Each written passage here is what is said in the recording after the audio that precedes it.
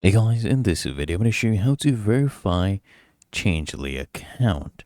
Now once you created your account, right, you can use the Google to create your account. Once you're logged in, just come to the top right, you click on your profile icon, you get this drop down, okay? And then I want you to click on settings. And then what I want you to do here under profile, you'll see two-step verification, right? Now, you need to first go ahead and enable two-step verification. Okay, so go ahead and enable this right here. So you scan this QR code in your Google Authenticator, or you can type in the key manually. Okay, enter your current password and then the verification code from your Google Authenticator to basically go ahead and verify it. So I'm going right now on my device to my Google Authenticator.